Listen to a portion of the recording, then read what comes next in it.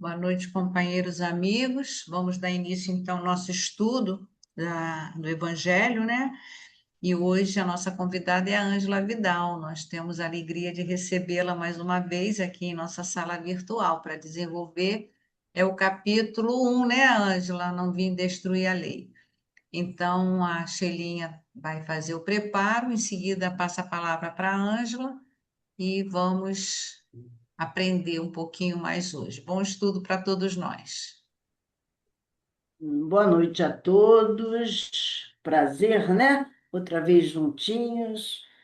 Um abraço na Ângela, né? Que bom tê-la conosco mais uma vez. E o nosso preparo é do livro Correio Fraterno, do nosso querido Francisco Cândido Xavier, através de autores diversos. Item 8. Rimas da Fraternidade. Guarda contigo o amor puro por senha no roteiro cristão, ainda mesmo quando a amargura venha sangrar-te o coração. Quem procura no Cristo cada dia a bênção de viver, sacrifica-se, ama e renuncia no perdão por dever. Que importam desventuras no caminho, na fé o que nos invade, se procurarmos no celeste ninho a luz da eternidade? Tudo passa na terra e a nossa glória, na alegria ou na dor, é refletir na luta transitória a sublime vontade do Senhor. Só aquele que ajuda vida fora vence as trevas do mal, marchando em busca da divina aurora para a vida imortal. Carmen Sinira. Então, Senhor, sintonizados com esse plano maior, com essa espiritualidade que nos rodeia, que nos estimula, que nos ampara. Mais uma vez, o sentimento de gratidão, Pai, por mais essa hora de estudo e de conhecimento do Teu Evangelho, para que possamos, Senhor, a cada dia, não só assimilar conhecimentos, mas aplicá-los no nosso dia a dia, tão difícil que é. Então, mais uma vez, o nosso sentimento é de gratidão, Senhor, e te pedimos licença, enviando para a nossa amiga as melhores vibrações da noite.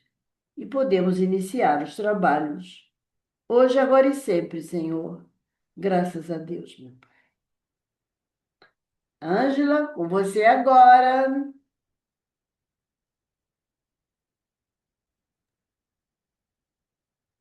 Olá, boa noite, companheiros e companheiras queridos dessa casa, esse grupo tão afetuoso, tão amoroso.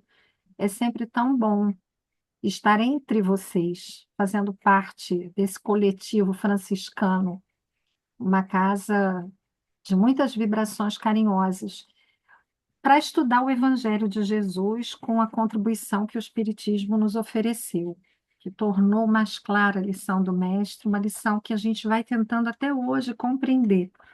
Primeiro, pela razão, por isso nos dedicamos ao estudo, porque a razão nos ajuda a compreender o Evangelho de uma forma que tenha sentido para nós. E, ao mesmo tempo, conforme a gente vai convivendo com essa mensagem do Cristo, de alguma maneira a gente vai revendo os conceitos, as ideias, vai se sentindo instado a mudar o nosso comportamento. Nós começamos a viver certos conflitos, pelo menos, de ordem ética, certas atitudes que nos eram naturais passam a ser questionadas por nós, e é assim que nós vamos progressivamente nos aproximando de Jesus. Esse capítulo 1 é um capítulo introdutório da obra, né? Kardec faz uma primeira introdução bastante extensa, e nesse capítulo ele vai, de alguma maneira, contextualizar o Evangelho segundo o Espiritismo na sequência da história da humanidade. Por que que o Espiritismo vai se dedicar, ele que começa como uma filosofia, ao estudo da obra de Jesus? Esse foi um caminho que não se deu, num primeiro momento, como uma possibilidade para Kardec. Foi fazendo perguntas aos espíritos que Kardec obteve do mundo espiritual a informação de que Jesus era o espírito mais perfeito que esteve aqui na Terra e que nos foi dado para guia e modelo das nossas ações, das nossas vidas, para conduzir os nossos passos. Quando Kardec se dá conta de que Jesus é essa grande referência para nós aqui na Terra, ele então se dedica ao estudo do Evangelho, buscando compreender o que nós podemos chamar de lacunas que a razão impossibilitava para nós de ter acesso à mensagem do Cristo mais profundamente. Então, ele começa é, tentando situar aí a obra de Jesus num contexto que antecede o próprio Cristo. Nós vamos verificar que a mensagem de Jesus faz parte de um projeto muito maior do Pai, que faz parte de uma construção muito grande que Emmanuel, depois, no livro A Caminho da Luz, também vai explicar muito detalhadamente. Aos poucos, o véu vai sendo suspenso, a revelação vai se fazendo cada vez mais clara a partir do ensino dos espíritos. Lembrando que o espírito Emmanuel fez parte desse grupo de espíritos que instruiu Kardec, espíritos que foram consultados por Kardec. Nós temos mensagem de Emmanuel aqui no Evangelho segundo o Espiritismo. Então, aos poucos, essa mensagem vai se fazendo cada vez mais clara. Hoje a gente vai tentar levantar aqui uma pontinha do véu, usando uma linguagem da Gênese, né? Quando Kardec estuda o caráter da revelação espírita na Gênese, logo no primeiro capítulo, ele usa o conceito de revelação. O espiritismo tem uma dimensão de revelação, ele tem um caráter de revelação, porque o trabalho da sua elaboração foi humano, mas o conteúdo da mensagem foi revelado pelo mundo espiritual. Esse ensino não foi adquirido pelo homem, ele foi sistematizado e organizado pelos seres humanos, mas a origem desse ensino é o mundo espiritual. Então, vamos partir aqui de alguns trechos que Kardec utilizou nesse capítulo. É um capítulo extenso, naturalmente, que a gente vai fazer uma abordagem assim, resumida, né? Merece sempre o nosso estudo mais demorado depois. Kardec inicia citando o Evangelho de Mateus. No capítulo 5, vamos lembrar que este capítulo é um capítulo que trata do Sermão da Montanha. Nós temos a ideia, muitas vezes, de que o Sermão da Montanha corresponde às bem-aventuranças. As bem-aventuranças são o início do Sermão da Montanha. Jesus começou pelas bem-aventuranças, mas o Sermão da Montanha está relatado por Mateus em todo o capítulo 5, capítulo 6, capítulo 7, porque foi um discurso, um resumo, ali estava a essência do ensino do Cristo. Ali nós vamos ter informações e orientações de Jesus sobre praticamente todos os aspectos da nossa vida, a oração do Pai Nosso, o ensino sobre o divórcio, ensino sobre o perdão, o amor ao próximo, as bem-aventuranças, como nós dissemos. Então, ali nós temos a essência do pensamento do Cristo. Então, lá nos versículos 17 e 18, nós poderemos ler: Não penseis que eu tenha vindo destruir a lei ou os profetas. Não os vim destruir, mas cumpri-los. Porquanto em verdade vos digo que o céu e a terra não passarão sem que tudo o que se acha na lei esteja perfeitamente cumprido. Enquanto reste um único iota em um único ponto, vamos explorar uma primeira camada aí desse texto, não é? Por que que Jesus está dizendo que as pessoas poderiam pensar que ele vinha destruir a lei? Porque houve um grande desconforto com a pregação de Jesus, com o ensino de Jesus, da parte dos fariseus, por parte daqueles que eram responsáveis pela condução religiosa e política do povo judeu. Havia uma ideia da vinda de um Messias, nós vamos falar disso daqui a pouquinho, né? Quando ele diz que ele vem cumprir a lei, é porque a lei prevê a vinda do Messias. Há profecias de Isaías, de Jeremias, há várias citações no Antigo Testamento que falam da chegada de um Messias que viria para dar cumprimento, dar continuidade a essa mensagem de Deus, essa revelação de Deus ao povo judeu. Mas a expectativa que esse povo criou era de um Messias guerreiro, que ia colocar Moisés na sua posição de soberania sobre todas as demais nações. Israel se compreendia e hoje ainda os ortodoxos judeus ainda assim pensam que é um povo escolhido por seu Deus, Yahvé, e esse Deus, então, vai dar a Israel a supremacia que lhe é de direito sobre todos os povos da terra.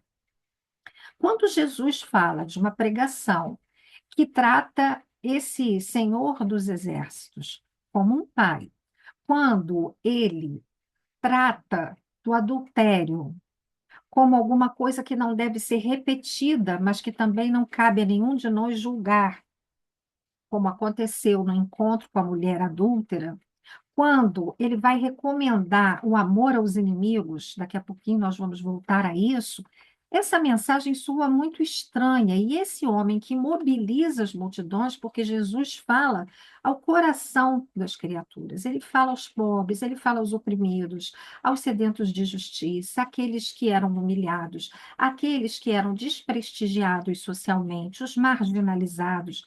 Então, Jesus reunia as multidões e ele era muito bem recebido, ele era acolhido, e isso gerou muita preocupação por parte dos fariseus, principalmente, mas também dos saduceus, principalmente, enquanto responsáveis pela guarda, né, desse ensino religioso, dessa tradição religiosa.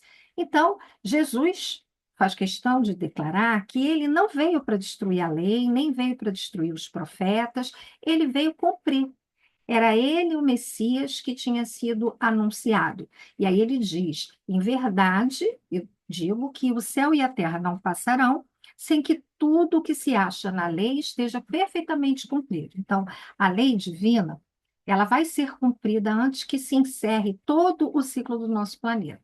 Nós sabemos que esse nosso planeta, ele é um mundo material, como todos os orbes materiais, em algum momento bem futuro da sua história, ele também vai se desfazer nessa composição material, mas isso não irá acontecer antes que a lei divina esteja perfeitamente cumprida, né? Isso não quer dizer que vai ser tão longe assim um estado de vida melhor na Terra. Nós sabemos que vamos caminhando progressivamente em direção a um mundo melhor. Nós estamos numa transição para um mundo de regeneração, que já é uma terra melhorada. Mas vamos lembrar que lá no capítulo 3 do Evangelho, quando Kardec fala da progressão dos mundos, ele lembra que depois do mundo de regeneração, nós ainda teremos os mundos felizes e depois, como último degrau dessa escala, os mundos celestes ou divinos. Então, aí sim a Terra cumpre todo o seu ciclo, né? Até que essa lei esteja perfeitamente cumprida, isso não irá acontecer.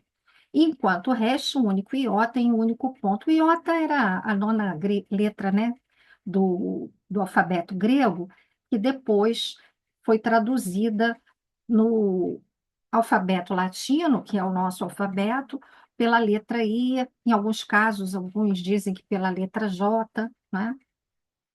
Então, nós temos aqui uma primeira compreensão, Jesus se apresentando como um continuador da lei. Bom, vamos pensar numa lei e nos profetas. Quando Jesus está falando da lei, do que ele está falando? Para os judeus, a lei está na Torá. A Torá é o conjunto dos 5 primeiros livros: o livro de Gênesis, o Êxodo, o Levítico, o livro de Números e o Deuteronômio. Embora a tradição afirme que esses livros foram escritos por Moisés, Os estudos, ao longo do tempo, foram demonstrando que eles não foram escritos todos numa mesma época. Eles não podem ter sido escritos pelo mesmo homem. Eles não podem ter um único autor.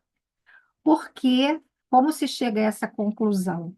Através das referências aos fatos, aos povos, em cada um desses livros. Quando se faz referência a um determinado evento, se volta na história para compreender que aquele evento não se deu no mesmo tempo histórico que o outro que está relatado num outro livro, por exemplo. Então, há uma sequência de livros, eles têm alguma identidade entre si, eles formam um conjunto harmônico, mas não se pode dizer que efetivamente todos eles tenham sido escritos por Moisés. Dentro dessa lei apresentada por Moisés, Kardec vai esclarecer que nós podemos fazer uma distinção entre um conteúdo, perdão, um conteúdo que a gente pode dizer que seja divino, ou seja, é a expressão do pensamento divino. Moisés estava falando em nome de Deus, ele estava trazendo uma mensagem das esferas superiores, mas há também uma outra parte que não é pequena desses livros da Torá que se referem claramente às leis civis, às leis disciplinares, as leis que tinham por objetivo você manter uma certa ordem social. Seria como um código civil, um código de leis, como nós temos hoje também as leis que regulamentam, que regulam a conduta dos indivíduos na nossa sociedade. E Kardec vai lembrar que isso se faz perceber na própria leitura dos textos, como nós vamos ver aqui. O que há de divino na mensagem de Moisés, na lei de Moisés? Quase todos conhecemos os 10 mandamentos, o Decálogo. Nós que somos de uma geração assim mais antiga, né, que já temos algumas décadas reunidas, quase todos passamos pelo catecismo, decoramos os mandamentos, tínhamos que sabê-los de cor. As gerações mais novas, que têm uma ligação com as igrejas evangélicas, as igrejas católicas também, e nós, no nosso movimento espírita, também não prescindimos dessa mensagem divina que está colocada no Antigo Testamento, no livro do Êxodo, e que Kardec incluiu neste capítulo 1, como a síntese do ensino divino que consta na obra de Moisés. Então, nós temos esse primeiro mandamento: eu sou o Senhor, vosso Deus, que vos tirei do Egito, da casa da servidão. Não tereis diante de mim outros deuses estrangeiros. Não fareis imagem esculpida, nem figura alguma do que está em cima do céu, nem embaixo na terra, nem do que quer que esteja nas águas sob a terra. Não os adorareis e não lhes prestareis culto soberano. Esse é o primeiro ensino, primeiro porque ele define uma posição monoteísta para aquele povo. Essa tarefa de Moisés foi muito difícil, porque era uma cultura monoteísta cercada de práticas politeístas. Tanto no Egito, de onde vieram os hebreus, que estavam lá na condição de escravos, que eles foram trazidos, né? Tinham sido escravizados e vieram com Moisés buscando a terra prometida. Moisés passou um longo trecho no deserto e, nesse caminho, os hebreus, ainda hebreus à época, iam tendo contato com diversos grupos de diversas religiões. Não era fácil manter a fidelidade do povo ao seu Deus, a este Deus único. Daí a recomendação de não fazer imagem esculpida. A gente sabe que isso não era fácil, porque enquanto Moisés foi lá para receber o decálogo no Monte Sinai, o povo rapidamente criou ali um bezerro de ouro para adorar. Nós, ainda hoje, somos muito apegados à materialidade na religião. Nós ainda temos um grande apreço por formas materiais, por imagens, e aqui a recomendação para que não houvesse nenhuma imagem representando esse Deus e que nenhum outro Deus fosse adorado, né? Vejamos que não fareis imagem esculpida, nem figura alguma do que está em cima do céu nem embaixo da terra, ou seja, tudo aquilo que faz parte do mundo transcendente, que faz parte do mundo imaterial, não deveria ter representação na terra. Nós temos aí o segundo mandamento: não pronunciareis em vão o nome do Senhor vosso Deus. Temos o terceiro: lembrai-vos de santificar o dia do sábado. Originalmente era o sábado, quando a Igreja Católica passa a.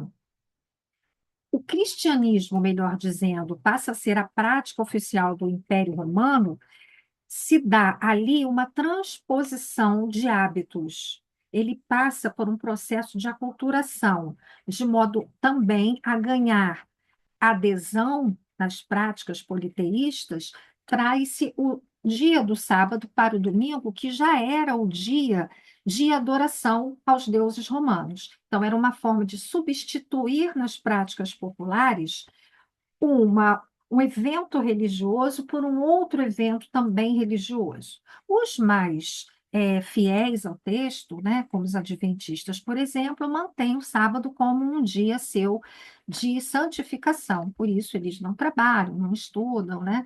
Até os concursos públicos precisam levar isso em consideração, considerando que é uma prática religiosa daquela coletividade. Nós temos o mandamento também bastante conhecido, número 4: honrai a vosso pai e a vossa mãe, a fim de viverdes longo tempo na terra que o Senhor vosso Deus vos dará. Kardec dedicou um capítulo do Evangelho ao estudo deste mandamento. O 5: não mateis. O 6: não cometais adultério. O 7: não roubeis. O 8º: não presteis testemunho falso contra o vosso próximo. O 9: não desejeis a mulher do vosso próximo. E o 10º: não cobiceis a casa do vosso próximo, nem o seu servo, nem a sua serva, nem o seu boi, nem o seu asno, nem qualquer das coisas que lhe pertencem. Vejamos que tanto tempo já se passou, nós estamos falando aí de mais de 4.000 anos, e nós ainda estamos necessitando da, dos 10 mandamentos, né, do decálogo, dessa mensagem divina que foi trazida à humanidade. Então, aqui claramente a gente reconhece um conteúdo divino. Há aqui princípios que são de espiritualidade. Há aqui a expressão do respeito ao próximo, de um amor a Deus que é incondicional, de uma fidelidade aos princípios que são adotados, a necessidade de a gente se manter íntegro no relacionamento com os nossos irmãos, seja não matando, seja não roubando, não invejando, não prestando um testemunho falso, não cometendo adultério. Então, aqui, de alguma maneira, a gente também tem uma síntese, um resumo daquilo que seria tão importante para a nossa convivência numa sociedade fraterna, né? E os profetas? Quando Jesus está falando dos profetas, ele está falando de quem? Nós temos, então, a lei e os profetas, a lei reunindo os 5 primeiros livros da Torá, e os profetas, que são livros históricos, que trazem profecias também, e eles buscam uma interpretação religiosa para a história. Os eventos da história vão sendo significados a partir de uma compreensão espiritual da ação de Yahvé junto aos judeus. Existem os 4 grandes profetas: Isaías, Jeremias, Ezequiel e Daniel, e tem os 12 profetas menores, que são esses que estão enunciados aí, né, que aparecem para vocês no slide. Bom, há também a lei civil, e aqui a gente vai ver que aquilo de que trata o texto não se assemelha àquilo que nós vimos no Decálogo, nos 10 mandamentos, porque trata de uma especificidade do cotidiano de uma forma muito amiudada. Vamos ver aqui. Por exemplo, esse trechinho que está no Êxodo 21, 1, 6. Estes são os estatutos que lhes proporás. Se comprares um servo hebreu, 6 anos servirá. Mas ao sétimo sairá livre, de graça.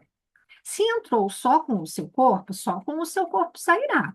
Se ele era homem casado, sua mulher sairá com ele. Se o seu senhor lhe houver dado uma mulher, e ela lhe houver dado filhos ou filhas, a mulher e seus filhos serão de seu senhor, e ele sairá sozinho. Mas se aquele servo expressamente disser: Eu amo a meu senhor e a minha mulher e a meus filhos, não quero sair livre. Então, seu senhor o levará aos juízes e o fará chegar à porta ou ao umbral da porta, e seu senhor lhe furará a orelha com uma sovela, e ele o servirá para sempre. Então, vejamos que aqui claramente a gente tem uma legislação sobre o que fazer com o escravo. Tanto tempo tem que servir, ele teria direito à liberdade nesse sétimo ano. E aí, como é que vai ser essa saída?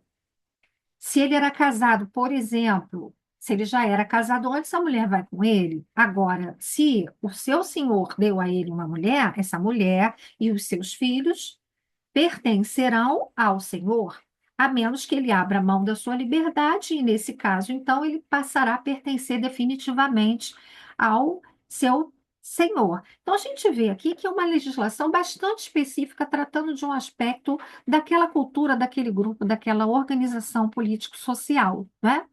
Kardec vai argumentar, esse trecho que nós estamos trazendo aqui, não está citado em Kardec, é apenas um exemplo do que Kardec relata aqui no capítulo 1, que não é razoável a gente compreender que aqui a gente tem a expressão da palavra de Deus, ou do pensamento divino, que essa é uma mensagem trazida por Deus. Isso é um código civil.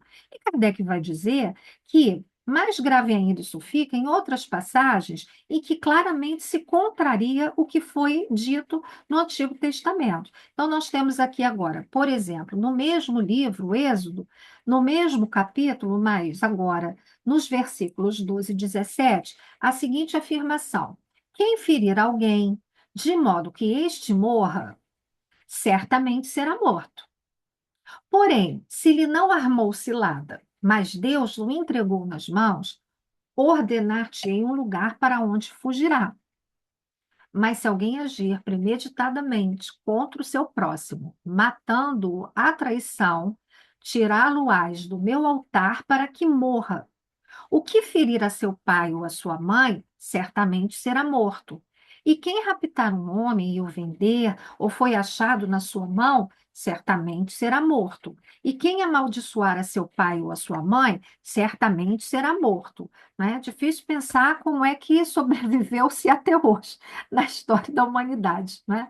Porque as infrações eram punidas com muita severidade, e aqui é a instituição clara da pena de morte.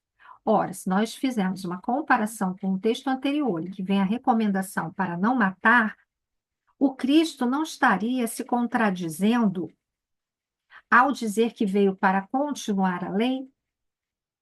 Moisés não estaria infringindo a lei que ele mesmo trouxe para a humanidade? Então, Kardec diz aqui no texto, né, neste capítulo 1, que nós precisamos fazer uma leitura dos livros do Antigo Testamento, observando aquilo que é profundo, qual é o ensino que é fundamental ali, e, ao mesmo tempo, observando que era necessário a Moisés adotar também um conjunto de práticas bem rigorosas para garantir a integridade daquele povo, uma convivência entre eles, até que eles conseguissem concluir o seu deslocamento e depois para que eles conseguissem viver em sociedade. A gente sabe que a nossa sociedade, com todas as regras que existem, encontra muitos problemas de convivência, dos mais simples aos mais severos, aos mais graves. A gente tem aqui atentados da maior gravidade de pessoas contra pessoas. Nós vamos, então, entender aqui, segundo a explicação de Kardec, que havia um código civil. Moisés era um legislador humano também. Cabia a ele a responsabilidade de manter a ideia de um Deus único junto ao povo hebreu, como uma preparação para a vinda do Cristo posteriormente, para que essa ideia tivesse condições de se desenvolver na Terra. nessa sequência de Moisés, Jesus e através de Paulo de Tarso, depois se espalhando aí para todo mundo, né? Bom, depois dessas considerações, Kardec passa então a falar do Cristo, afirmando no item 3: Jesus não veio destruir a lei, isto é, a lei de Deus. Veio cumpri-la, isto é, desenvolvê-la, dar-lhe o verdadeiro sentido e adaptá-la ao grau de adiantamento dos homens. Nós estamos falando aí de um período de quase 2000 anos, entre esse momento de Moisés com o povo hebreu e depois a chegada de Jesus, 2000 anos depois. A humanidade já tinha desenvolvido seu senso moral, já tinha avançado também em relação a essa ideia em outros povos, e é por isso, diz Kardec, por isso é que nos depara nessa lei o princípio dos deveres para com Deus e para com o próximo, base da sua doutrina. Quanto às leis de Moisés, propriamente ditas, ele, ao contrário, as modificou profundamente, quer na substância, quer na forma. Então, se Jesus preservou aquilo que é essencial no amor a Deus sobre todas as coisas, que é um conceito do Antigo Testamento, quando ele fala do amor ao próximo como a si mesmo, que também não é uma ideia inédita, esse ensino já fazia parte do corpo do Antigo Testamento. Ao mesmo tempo, ele modifica e, afirma Kardec, profundamente, seja na substância, seja na forma, aquelas leis que tinham um caráter meramente humano. Vamos pensar um pouco aqui nessa afirmativa de Jesus, que pode ser encontrada no mesmo capítulo 5, ainda no Sermão da Montanha, nos versículos que estão referenciados aí para vocês. Leiamos. Aprendestes que foi dito: amareis o vosso próximo e odiareis os vossos inimigos. Eu, porém, vos digo: amai os vossos inimigos, fazei o bem aos que vos odeiam e orai pelos que vos perseguem e caluniam, a fim de serdes filhos do vosso Pai que está nos céus, e que faz se levante o sol para os bons e para os maus, e que chova sobre os justos e os injustos. Porque se só amardes os que vos amam, qual será a vossa recompensa? Não procedem assim também os publicanos? Se apenas os vossos irmãos saudardes, que é o que com isso fazeis mais do que os outros? Não fazem outro tanto os pagãos? E num sentido muito semelhante, ele afirma: digo-vos que, se a vossa justiça não for mais abundante que a dos escribas e dos fariseus, não entrareis no reino dos céus. Vamos prestar atenção a essa palavra aí, né, que foi destacada, o porém, que é uma conjunção adversativa. Ou seja, ela contraria, vem uma ideia na sequência que contraria, que se opõe à ideia anterior, claramente. E Jesus vai dizer que os judeus tinham aprendido: amareis o vosso próximo e odiareis os vossos inimigos. E ele altera profundamente essa ideia para dizer que a gente deve amar os inimigos, fazer o bem aos que nos odeiam e orar pelos que nos perseguem e caluniam. Vejamos que essa ideia é tão revolucionária do ponto de vista histórico, revolucionária no sentido de que confronta, ela revoluciona, ela transforma profundamente o que existia até então. O amor como alguma coisa reservada àqueles que são da minha grade, do meu grupo, da minha família, que fazem parte da minha rede de afetos. Infelizmente, nós continuamos sem compreender esse ensino do Cristo, porque temos odiado os nossos inimigos, nós temos praguejado aqueles que nos perseguem, aqueles que nos caluniam, e como cristãos, e como espíritas cristãos, nós precisamos nos ater ao que está dito aqui, a fim de serdes filhos do vosso Pai que está nos céus, e que faz se levante o sol para os bons e para os maus, e que chova sobre os justos e os injustos. E Jesus faz uma pergunta aqui que vai ao fundo da nossa consciência, não é?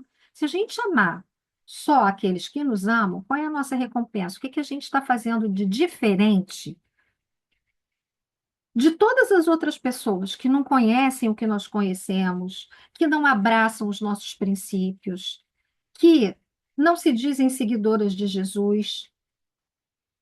Aqui, Jesus pergunta: não fazem outro tanto os pagãos? Aqueles que não acreditam em nada não procedem assim? Aqueles que não eram judeus não agiam assim? O que que vai distinguir um cristão verdadeiro daquele que não é cristão? E, novamente, ele vai dizer aqui que não vamos entrar no reino dos céus se a nossa justiça não for mais abundante, ou seja, se a gente não for capaz de compreender esses princípios de uma forma muito maior, muito mais compassiva, muito mais misericordiosa, como foi a ação de Jesus no mundo, né? Vamos lembrar lá do nem todos os que dizem Senhor, Senhor entrarão no reino dos céus. Tá? Somente aqueles que fizerem a vontade do Pai. E fazer a vontade do Pai, Jesus expressa claramente aqui. É ir de encontro àquilo que o mundo nos propõe, porque o mundo nos estimula o tempo todo a confrontar, a odiar, estimulam as ideias do mundo nos estimulam a adotar uma postura violenta, hostil, agressiva para com os nossos adversários. Jesus era um mestre de mansidão. Isso deve ecoar bastante no nosso mundo íntimo, que anda assim assediado, externamente bombardeado por tanta ideia de confronto. E o Espiritismo nessa sequência, né? Nós temos aí Jesus dando cumprimento ao Antigo Testamento, e o que que a gente tem a dizer sobre o Espiritismo? O que que Kardec diz sobre isso? Ele diz aqui que Jesus foi essa síntese mesmo do ensino divino, mas o próprio Cristo afirmou que não era possível dizer todas as coisas. Lá no Evangelho de João, capítulo 14, a gente lê: Se me amais, guardai os meus mandamentos. E eu rogarei a meu Pai, e ele vos enviará outro consolador, a fim de que fique eternamente convosco. O Espírito de verdade, que o mundo não pode receber, porque o não vê e absolutamente o não conhece. Mas, quanto a vós, conhecê-lo-eis, porque ficará convosco e estará em vós. Porém, o Consolador, que é o Santo Espírito, que meu Pai enviará em meu nome, vos ensinará todas as coisas e vos fará recordar tudo o que vos tenho dito. A cristandade tradicional, os nossos irmãos católicos e protestantes, só um minutinho, desculpem, vai ficando seca a garganta. Eles defendem que esse momento da chegada do Consolador aconteceu no dia de Pentecostes, na manifestação do Espírito Santo. Ali foi derramado o Espírito sobre a carne, as pessoas falaram diferentes línguas, e a partir dali, então, se cumpria essa promessa de Jesus. No entanto, a gente pode fazer algumas reflexões. O Divaldo Franco, por exemplo, num livro chamado Viagens e Entrevistas, quando perguntado a esse respeito, nos chamou a atenção para o fato de que a festa de Pentecostes se deu 50 dias apenas depois da passagem de Jesus entre nós.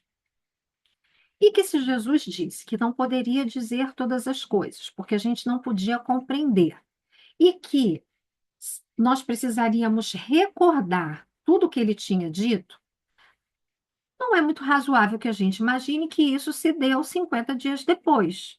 Não teria uma mudança tão expressiva de comportamento, de evolução, de compreensão da humanidade para essa chegada do Consolador.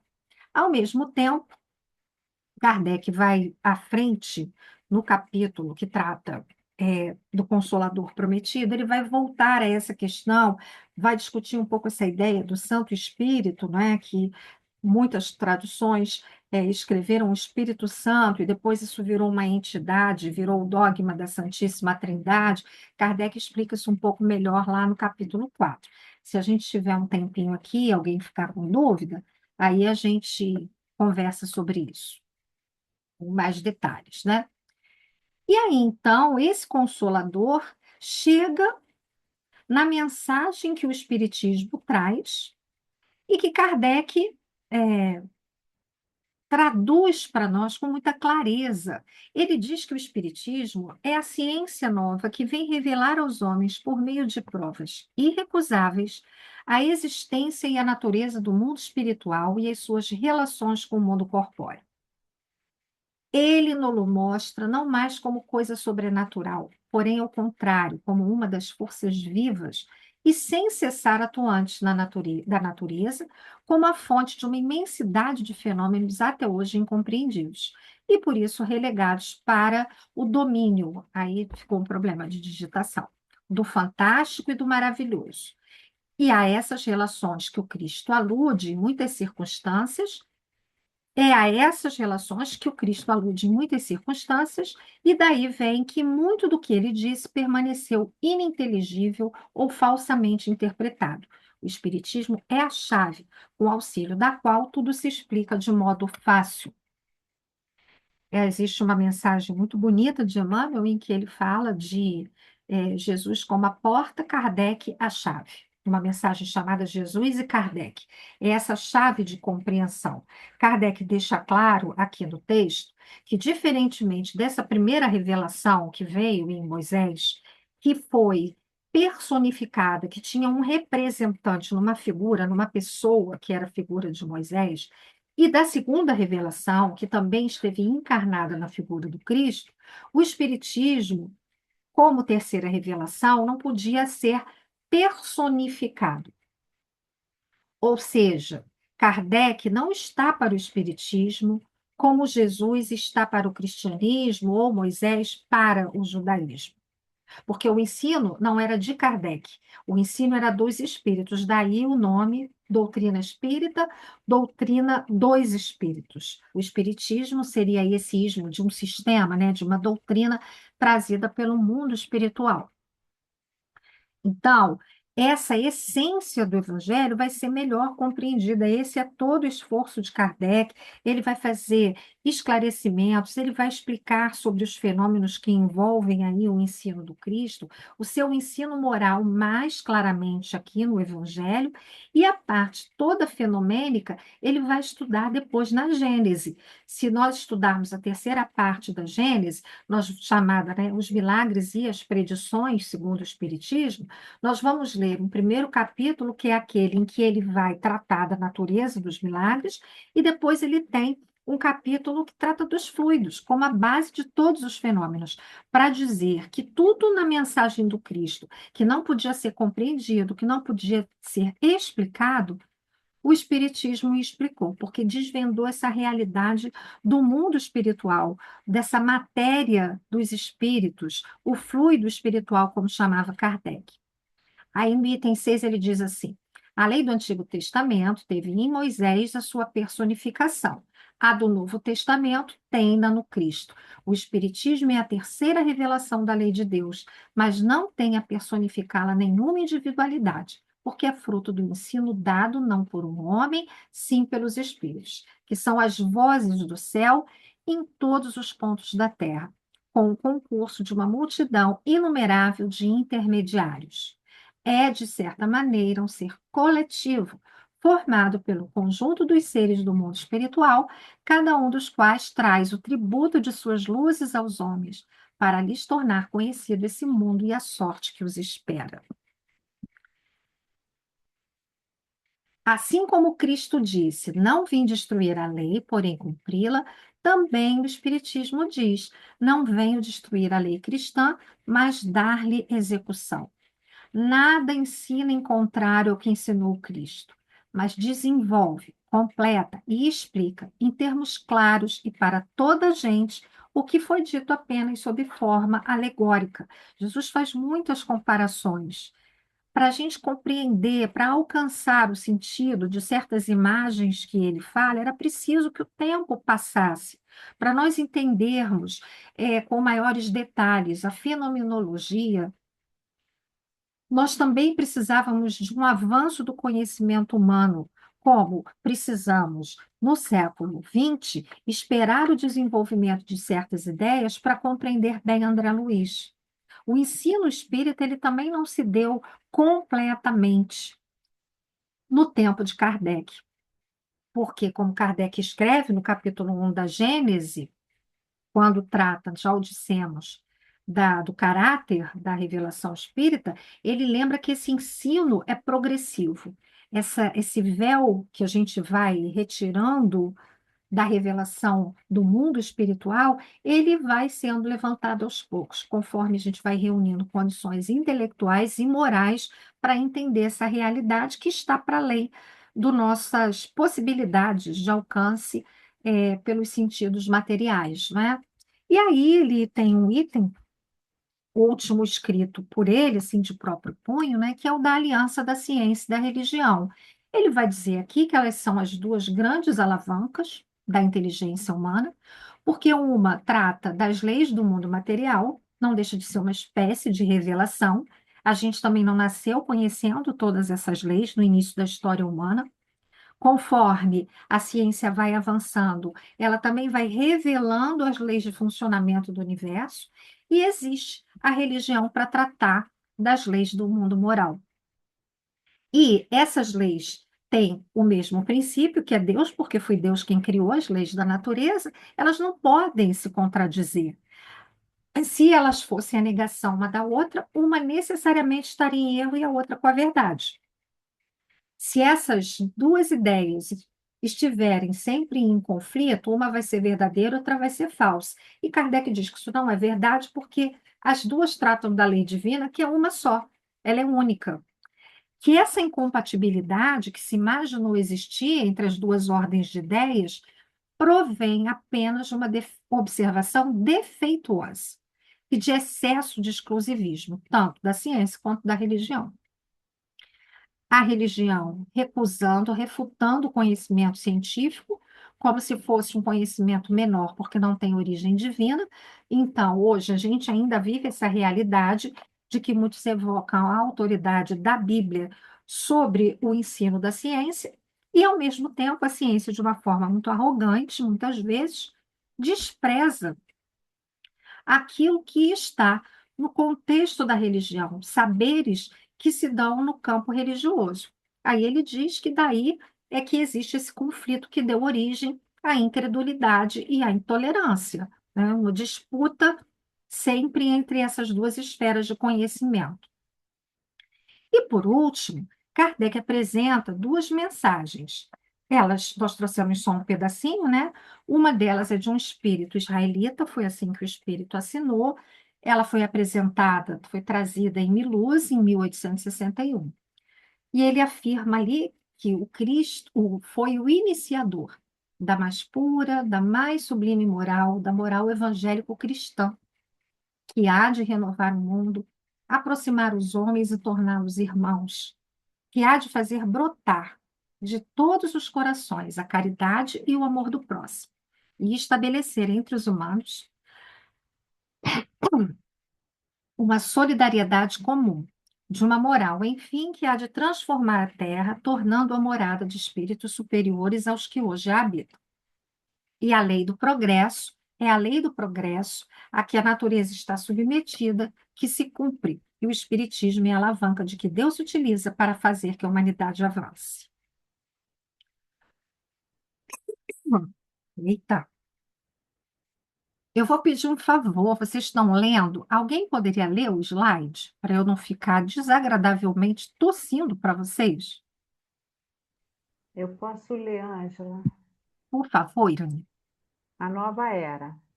Um dia, Deus, em sua inesgotável caridade, permitiu que o homem, peraí, deixa eu colocar os óculos, visse a verdade, varar as trevas. Esse dia foi o do advento do Cristo. Depois da luz viva, voltaram as trevas. Após alternativas de verdade e obscuridade, o mundo novamente se perdia. Então, semelhantemente aos profetas do Antigo Testamento, os espíritos se puseram a falar e vos advertir. O mundo está abalado em seus fundamentos. Reboará o trovão, sede firmes. Essa mensagem já não mais, né, trazida por um espírito israelita, foi assinada por Fenelon em Poitiers, 1861. Você pode ler esse slide também, por favor? Posso, a nova era. Como sabeis, cristãos, o coração e o amor têm de caminhar unidos à ciência. O reino do Cristo há passados que são 18 séculos e apesar do sangue de tantos mártires ainda não veio. Cristãos, voltai para o Mestre que vos quer salvar.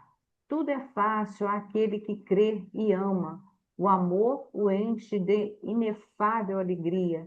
Sim, meus filhos, o mundo está abalado. Os bons espíritos vô-lo dizem sobejamente: dobrai-vos à rajada que vos anuncia a tempestade, a fim de que não serdes derribados, isto é, preparai-vos e não imiteis as virgens loucas que foram apanhadas desprevenidas à chegada do esposo. Obrigada, Penélope, Tairani. Ele nada. faz aí uma referência, né, à parábola das virgens loucas que estavam sem o óleo na lamparina aí para esperar a chegada dos noivos e aí perderam, né, os noivos. E ele nos conclama a não sermos também nós apanhados de surpresa, que a gente está no momento da tempestade, mas a gente precisa ser firme, a gente precisa estar de pé, a gente precisa resistir a essas ondas que vem como avalanche sobre nós, sem percebermos, nós vamos nos envolvendo em estados emocionais de animosidade, de violência. Isso vai tomando conta da nossa emoção e nós vamos nos tratando de forma muito hostil, reativa, agressiva, uma conduta que é claramente contrária ao ensino do mestre. Nós tínhamos um mestre, tivemos um mestre na Terra que foi todo bondade, brandura, amor. Agiu com energia, quando essa energia se tornou necessária, não é? Deixa eu tirar aqui o slide.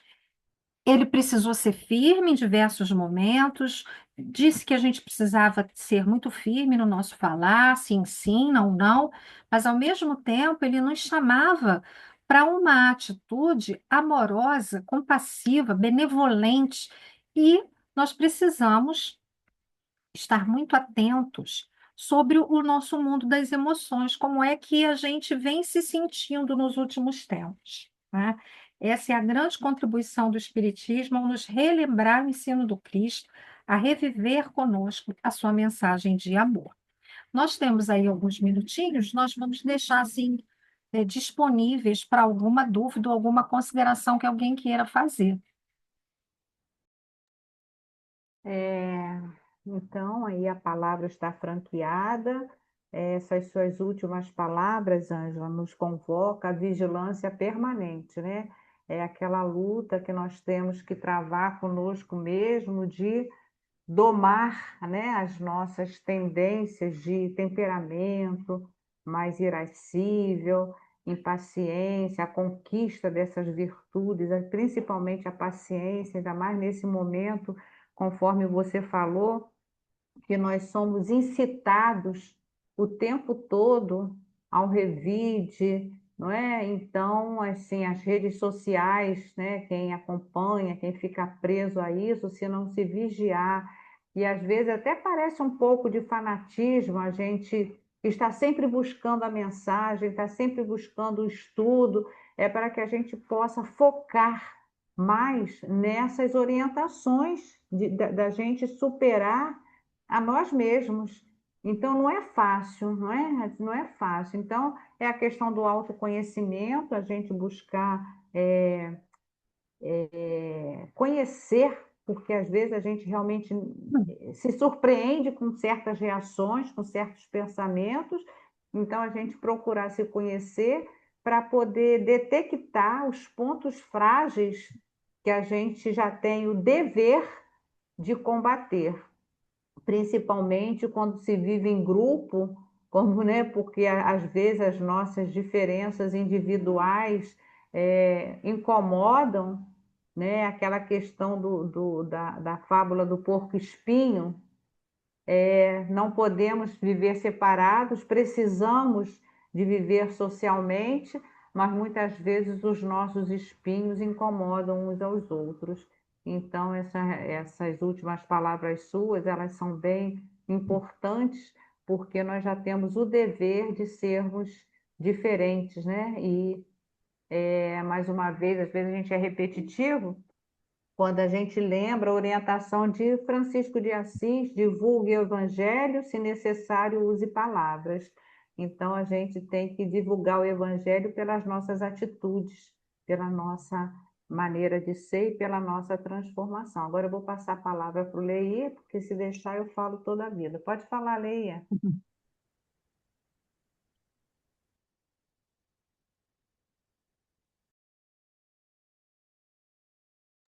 Pode falar, Leia. Abre aí seu microfone. Abre seu microfone, tio Lei, por favor. Boa noite a todos os nossos irmãos. Gratidão a esta jovem que traz tantos esclarecimentos para nós. Reafirmando, esse capítulo do Evangelho é um dos mais importantes e ele traz uma grande energia que precisamos observar. É como uma chamada de atenção para todos nós. Nos leva a considerar o que está no capítulo 24, quando trata da coragem da fé. A coragem de cada um de nós nesta modernidade, do jeito que a ciência evoluiu, do jeito que a religião está cuidando, ajudando em tudo aquilo que pode ajudar nos seus conceitos morais e religiosos. Andamos hoje nessa modernidade de roupas simples, usando celular, essas coisas que a modernidade traz, mas nós devemos nos manter de cabeça erguida, na condição de discípulos, aprendizes ainda, mas com coragem de que a nossa palavra seja firme, a nossa postura seja firme, em não espalhar negatividade aonde quer que esteja. Uma simples palavra nossa, ao afirmar perante todos que somos atrasados ou inferiores, já gera uma negatividade imensa à nossa volta e nós não sabemos. Os ouvidos e os olhos que nos observam, como está a cabecinha desses irmãos, sem o conhecimento que nós hoje possuímos.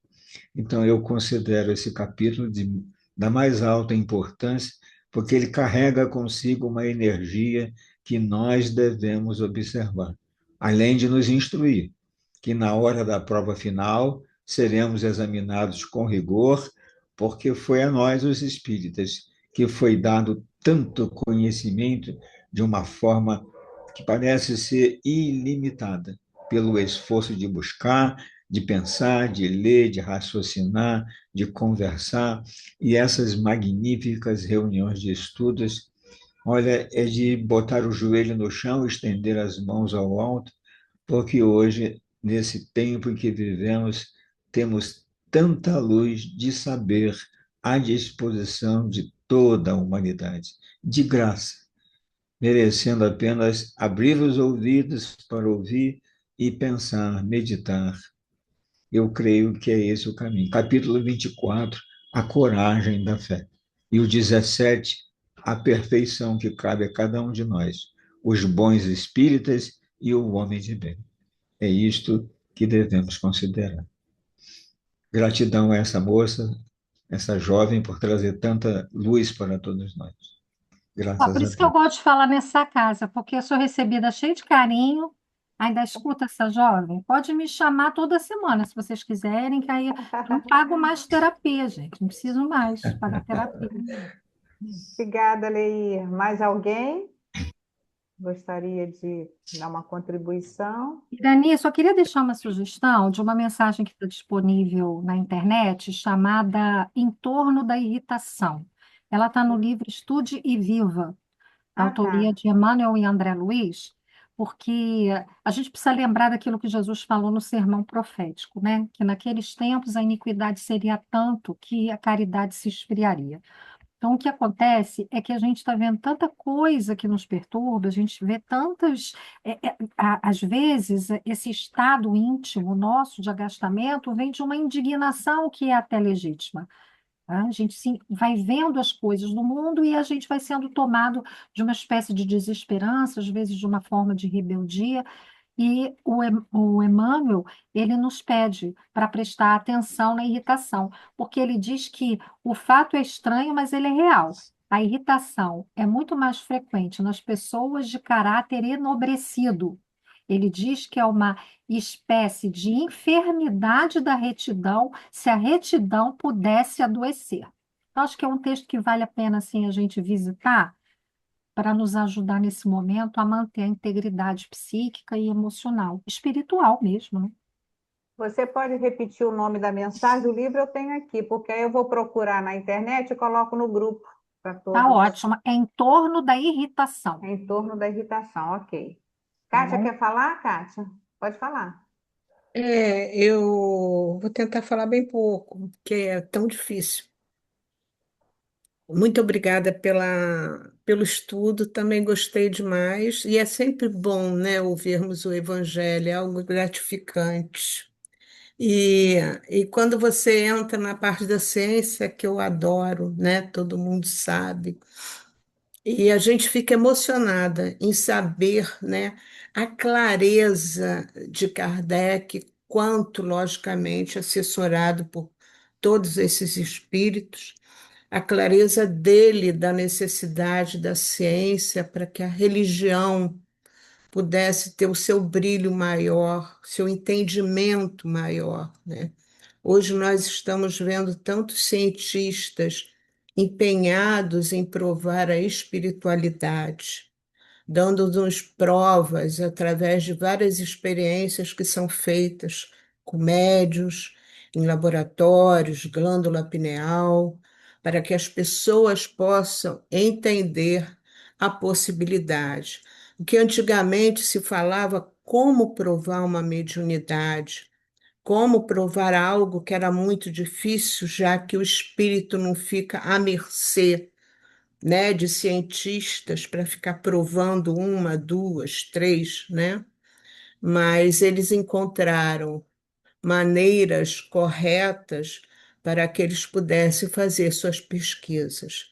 Então, é sempre algo que eu acho assim sumamente importante. Eu não falo só da ciência, como a filosofia, como a religião, esse tripé fenomenal para que a gente possa ter essa fé raciocinada, tão falada, tão discutida, tão defendida pelo Kardec. Obrigada, querida. É sempre um prazer te ouvir. Obrigada, gente. Muito obrigada pelo Mais carinho. alguém que gostaria de falar?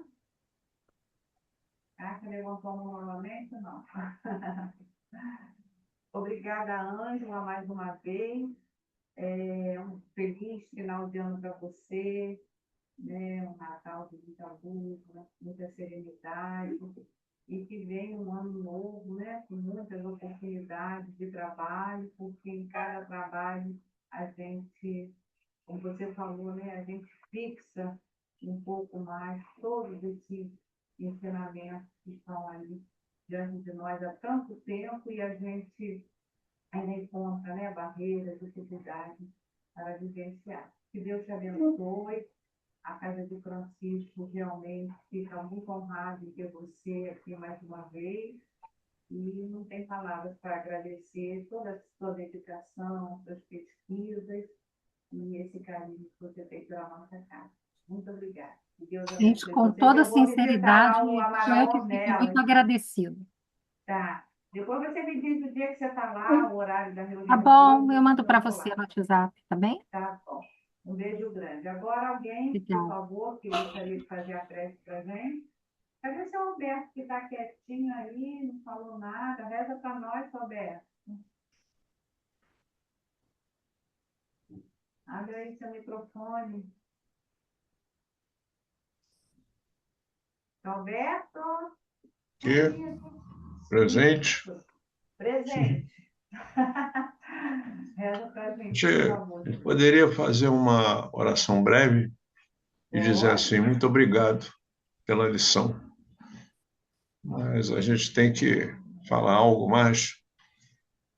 Então, agradecer realmente a esses companheiros, bondosos companheiros da espiritualidade que nos dão a oportunidade, né, de através da nossa companheira, trazer um ensinamento a mais, um conhecimento a mais. Isso vai realmente melhorando a nossa postura de ação nessa vida, não é? Há um trecho importante ali que eu vejo assim da dificuldade que deve ter sido, né, essa mensagem de Jesus quando chegou naquele momento, quando ele manda amar os inimigos. Que coisa que revolução não deve ter acontecido naquele momento, né? Porque a lei de Moisés era uma lei muito dura, né? Muito naquele princípio. E chega Jesus com toda aquela mansidão, sabe? É impressionante. Impressionante. Isso nos guarda realmente um motivo de respeito a todo esse evangelho que aí está. Uma enciclopédia de ensinamentos para que nós possamos agir bem. Tanto, Senhor, obrigado, Senhor, por essa oportunidade, por mais essa oportunidade. São tantas as oportunidades que nos chegam, Senhor, através dos ensinamentos dessa doutrina, que nos coloca aí diante de uma situação favorável para que nós sejamos sempre vencedores. Obrigado, Senhor. Pedimos aí a tua paz nos nossos corações. Ainda temos assim, trabalhos a fazer, porque, como diz a nossa companheira, no momento do nosso repouso, o nosso espírito trabalha ainda e nós queremos essa oportunidade, Senhor. Por isso, muito obrigado, Senhor. Tua paz nos nossos corações, nós pedimos que assim seja. Salve Jesus, Senhor. Salve. Amém. Graças a Deus. Salve.